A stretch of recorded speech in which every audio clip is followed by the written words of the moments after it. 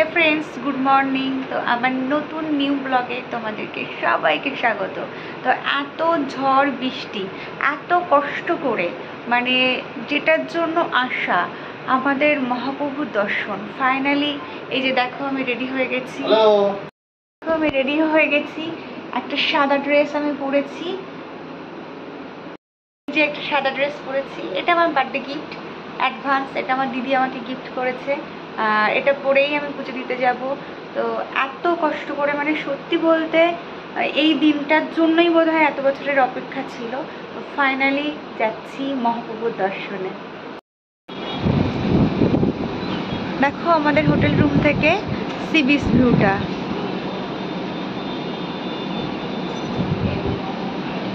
ব্যালকনিতে বসে বসেই বেশিটা টাইম কাটাচ্ছি আর কি।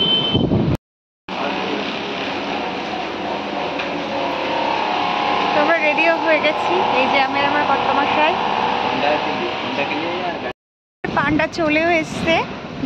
আমরা এই যে আমি আর আমার কর্তামশাই দুজন মিলে বার হয়ে গেছি পুজো দিতে। তোমরা যারা ভাবছো পুরী আসবে পুজো দিতে, তো এখান থেকে জানো তো সিস্টেমে পুজো দিতে যাওয়া যায়। আমরা যেমন যে হোটেলে আছি ওনাদেরকে বলেছিলাম পান্ডা মানে ডেকে দিতে, তো ওনারা আমাদেরকে ফোন নম্বর দিয়েছিল।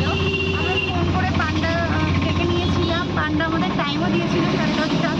মানে রিয়েল ফ্যাক্ট হচ্ছে এত ভালো টাইমিং, আমরা রেডি হয়ে উঠতে পারিনি, বাট ওনারা চলে এসেছি। এসে কলিং বেল বাজালো, দেন আমার সাথে কথা বললো যে আপনারা রেডি, আমি চলে এসেছি। এবার 10 মিনিটের মধ্যে আমরা রেডি হয়ে গেলাম, পান্ডাও চলে এসছে। এই যে এখান থেকে আমরা যেহেতু ওখানে কার পার্কিং অনেক দূরে, তো আমরা আমাদের নিজেদের গাড়িটা নিইনি। আমরা এখান থেকে একটা অটো করে নিয়েছি। এই অটোটা কত নিল?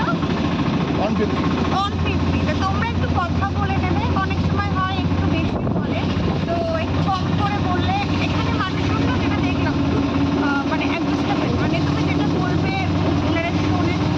খুব ভালো লেগেছে এই ব্যাপারগুলো। অনেক দোকানে গিয়েও দেখেছি, মানে এটার ব্যবহারটা সত্যি বলতে খুব ভালো। তো আমরা দিতে পার হয়ে গেছি।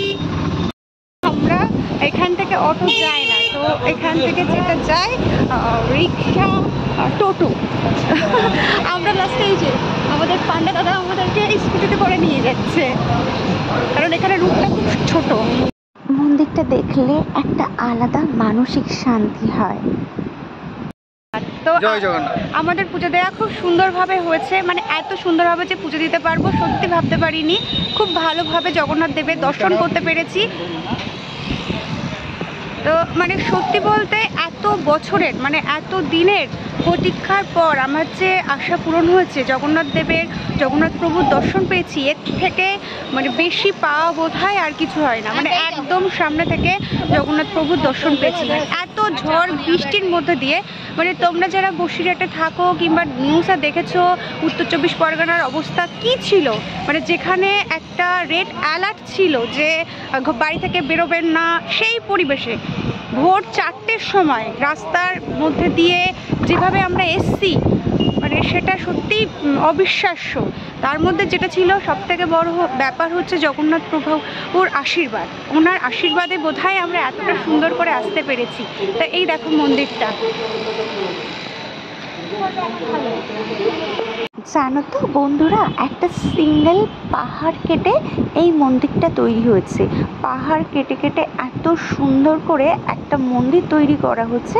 তার গায়ে এই যে অসাধারণ শিল্পকার্য তোমরা দেখছো, এগুলো নিজেদের হাতে তৈরি করা। মানে এত সুন্দর করে একটা পাহাড় কেটে যে সুন্দর একটা মন্দির তৈরি করা যায়, এটা ভাবাই একটা অবিশ্বাস্য ব্যাপার। সুন্দরভাবে পুজো দিয়ে জগন্নাথ দেবের মহাপ্রভু দর্শন করে আমরা আমাদের হোটেলের দিকে যাচ্ছি। খুব সুন্দর, জানো তো, খুব কাছ থেকে জগন্নাথ দেবকে দেখতে পেয়েছি। চলো টোটো রিক্সা যা। হ্যাঁ, এই যে আমার কর্তামশাই, আমরা আমাদের হোটেলে যাওয়ার জন্য।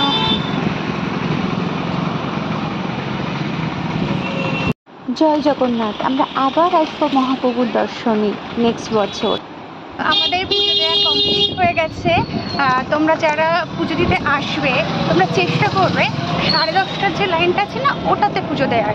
এটাতে পুজো দিলে খুব কাছ থেকে ঠাকুরটা দর্শন করা যায়।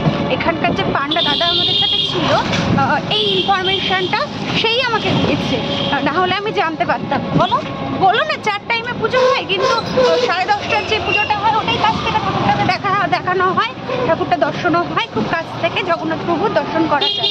তো তোমরাও চেষ্টা করবে ওই টাইমটাতে মহাপ্রভুর দর্শনে আসার। তো আমরা ওখান থেকে একটা টোটো করে নিয়েছি, এবার আমরা আমাদের হোটেল রুমে যাচ্ছি। স্নানে যাব, সমুদ্র স্নানে যাব ঠিকই, সেটা আমরা যাব সন্ধ্যাবেলা, কারণ এখন রোদ্রের তাপটা খুব বেশি। পুজো দিয়ে আমরা আমাদের হোটেলে ফিরেও এসেছি। এই যে জানো তো এখানে এই হোটেলটাতে লিফটের ব্যবস্থাও আছে, আর আমাদের রুমটা হচ্ছে 2nd ফ্লোরে।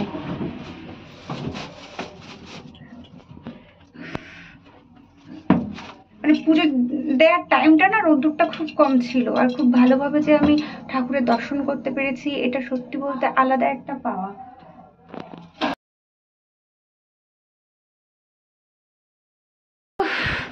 শান্তি, যে জন্য এত কষ্ট করে এসেছিলাম, যে জন্য এত কষ্ট করে, মানে ঝড় বৃষ্টির মধ্যে দিয়ে এত কষ্ট করে যে জন্য আসা, জগন্নাথ দেবের মহাপ্রভুর দর্শন, মানে আমার লাইফটা সার্থক হয়ে গেল। এত দিনের ইচ্ছে জানো তো, অনেকবারই এত ট্যুরের কথা হয়, এখানে চলো ওখানে চলো, তখন আমি বলি না জানো তো আমি পুরী যাইনি ছোটো থেকে, কখনো পুরী যাইনি, চলো একটু পুরী যাই মানে, বাট হয় না, আনফর্চুনেটলি হয় না। তো আজকে সেটা আমার মানে সব থেকে বড় ইচ্ছে পূরণ।